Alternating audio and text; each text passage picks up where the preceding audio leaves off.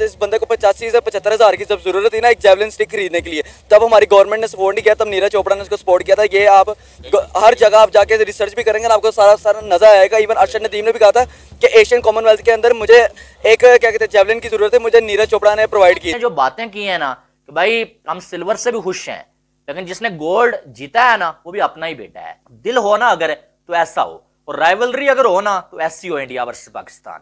आप देखें last time जब नीरज चोपड़ा की जीत हुई थी तो नीरज चोपड़ा ने अरशद नदीम को गले से लगाया था, एक ही फ्लैग के नीचे वो खड़े हुए। और इस बार आप देखें कि जो वो अरशद नदीम ने जो गोल्ड जीता तो अरशद नदीम ने नीरज चोपड़ा को गले से लगाया, और उनकी फैमिलीज आप देखें किस तरह से मोहब्बतें जो बांट रही हैं। लेकिन जब अरशद नदीम कल जीता है तो नीरज चोपड़ा और नीरज चोपड़ा की मदर ने जो बोला है बेटा, वो सुन के ना मुझे शर्म आई है पाकिस्तानी होने पे, कि अगर कल अरशद नदीम की जगह नीरज चोपड़ा ने गोल्ड मेडल लिया होता ना, हम लोग उसकी तारीफ ना करते। हम लोग पता है क्या कहते हैं, हम कहते हैं कि यार 2 नंबरी करके जीता है। लेकिन बेटा नीरज चोपड़ा ने पता है इंटरव्यू में क्या बोला है, उसने बोला है कि अरशद मेरे से बेहतर खेला है, अरशद ने मुझे हराया है, अरशद डिजर्व करता था वो जीता है, तो डिजर्व करता था वही जीतता है।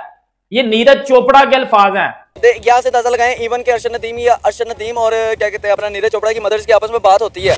जो अगर टफ टाइम देता था वो नीरज चोपड़ा ही है, क्योंकि लास्ट टाइम भी वही जीता था, रनर अप रहा था हमारा अरशद नदीम। और नीरज चोपड़ा की मदर ने पता क्या बोला है, we need mother like this, sister like this.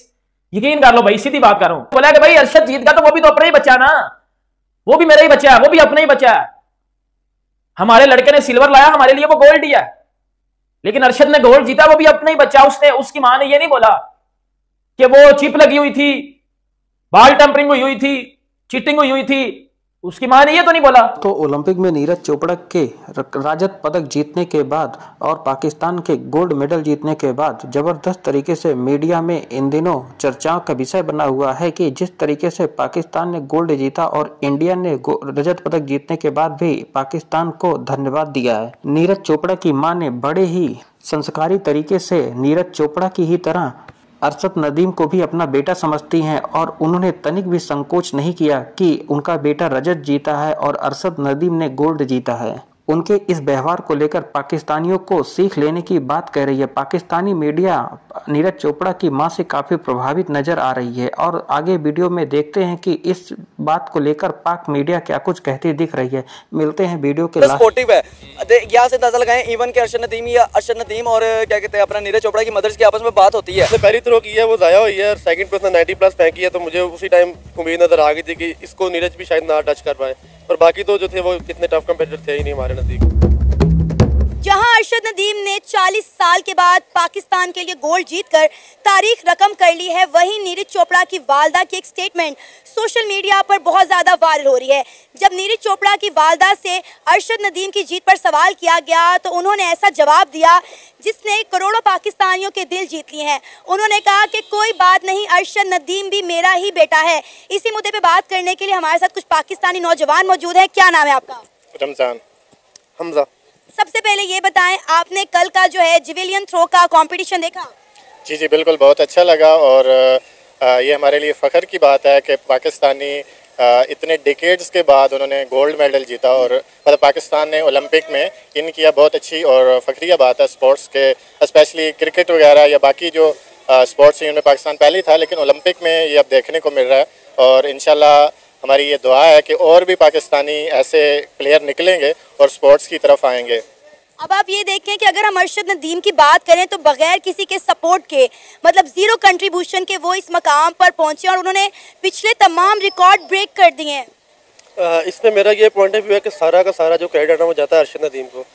अब ये हमारे पॉलिटिशियंस इन हो जाएंगे अंदर अपनी दुकान चमकाने के लिए फंड्स देंगे, उसको जब ज़रूरत थी तब दिया नहीं है।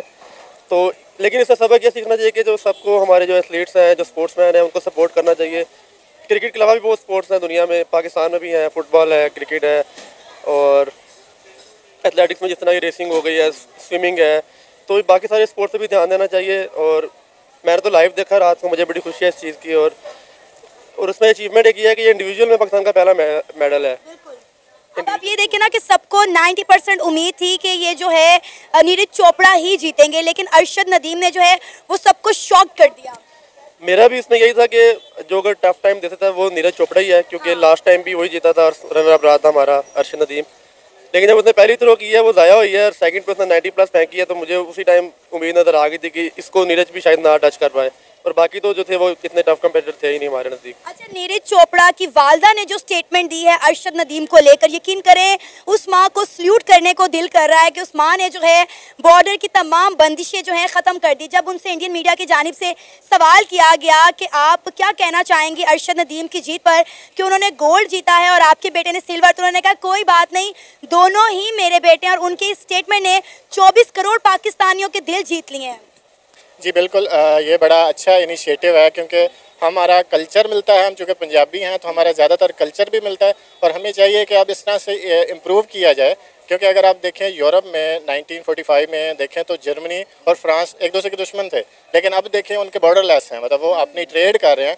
मैं तो ये कहूँगा कि पाकिस्तानी लीडरशिप को इस तरफ ध्यान देना चाहिए कि एटलीस्ट आप ट्रेडिंग प्रोसेस को खोलें ताकि तिजारत बढ़े और इससे मुल्क ग्रो करे। देखिए, इससे ये पता चलता है कि जो भी इंडिया और पाकिस्तान के मसले हैं वो सियासतदानों के बीच ही हैं। अवाम जो है वो एक दूसरे के साथ जुड़ी हुई है। याद आपको एशियंस गेम में जब नीरज चोपड़ा ने विन किया था, गोल्ड लिया था, तो उन्होंने अरशद नदीम को जो है वो अपने झंडे तले ले लिया था, उन्हें हक किया था। तो अब पता चला कि उन दोनों के अंदर इतनी मोहब्बत क्यों है। उन दोनों का ना एक बहुत अच्छा रिलेशनशिप है, जिससे बड़ा पॉजिटिव एटमॉस्फेयर क्रिएट हो गया था सोशल मीडिया पे भी, और उनकी आपस की, क्योंकि स्पोर्ट्स के अंदर ना कोई बाउंड्रीज नहीं है, और ये सारा कुछ जो भी है ये एडमिनिस्ट्रेटिव लेवल पे है, पॉलिटिक्स लेवल पे है। इवन आप क्रिकेट में भी देखें तो हमारे जो प्लेयर्स हैं जिस तरह बाबर है, शाहीन है, इन सब की इंडियन प्लेयर के साथ अच्छी बनती है, कोहली के साथ है, इवन धोनी, शुएब मलिक, ये सारे लोग आपस में उठते बैठते हैं।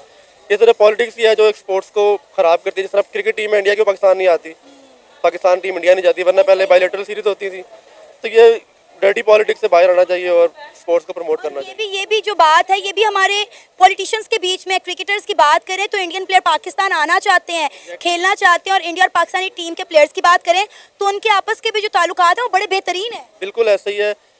इसमें बस यही है कि दोनों तरफ से जब आवाम के अंदर और प्लेयर्स के अंदर एक मोहब्बत का है तो वो पॉलिटिशियंस को एक्सेप्ट करना चाहिए। और ये जो डर्टी पॉलिटिक्स है, ये जो खाना जंगी है या बैक जो क्या कहते हैं इसको। अब ये देखें ना, नीरज चोपड़ा की वालदा ने जो अरशद नदीम के लिए बोला, उन्हें पता है कि उनका बेटा जो है वो गोल्ड से सिर्फ कुछ कदम ही दूर था, उनका बेटा गोल्ड जीत सकता था, लेकिन उसके बावजूद भी उन्हें पता था कि अरशद नदीम ने कितनी मेहनत की है। उन्होंने इस मेहनत को सराहते हुए कहा कि कोई फ़र्क नहीं करता, वो भी मेरा ही मुंडा, वो भी मेरा ही पुत्र है। नहीं, बिल्कुल ऐसे ही। और इसमें सबसे पॉजिटिव चीज़ ये है कि एक तो उनका बड़ा हौसला है, माँ का दिल है जिसने ये एक्नॉलेज किया इस चीज़ को। ये बहुत बड़ी बात है, ये हर बंदे की बस की बात नहीं होती इस तरह की बात करना।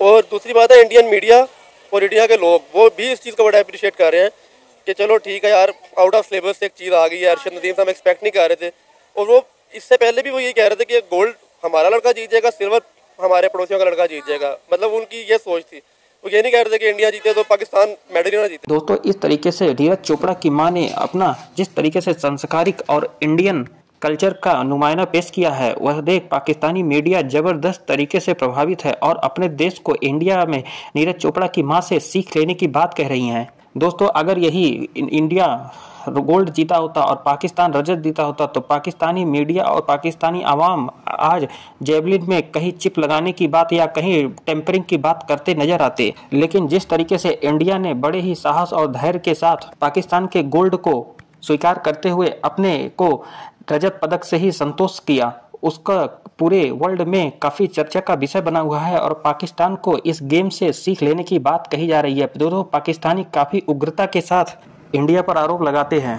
अगर देखा जाए तो पेरिस ओलंपिक में अभी तक पाकिस्तान का खाता नहीं खुला था और पाकिस्तान में इस गोल्ड की वजह से एक पदक पाकर यह खाता खुला और इंडिया ने अभी तक 5 पदक जीता है, जिसमें एक रजत सहित 4 कांस्य पदक शामिल हैं। भारत अभी और भी पदक पाने की राह में आगे चल रहा है। देखना होगा कि भारत इस पेरिस ओलंपिक में कितने पदक हासिल करता है। फिलहाल पाकिस्तान की उम्मीदें ज़्यादा नहीं दिख रही हैं, क्योंकि पाकिस्तान के केवल 7 एथलीट ही इस पेरिस ओलंपिक में भाग लिए थे और इंडिया के टोटल 117 एथलीटों ने भाग लिया है।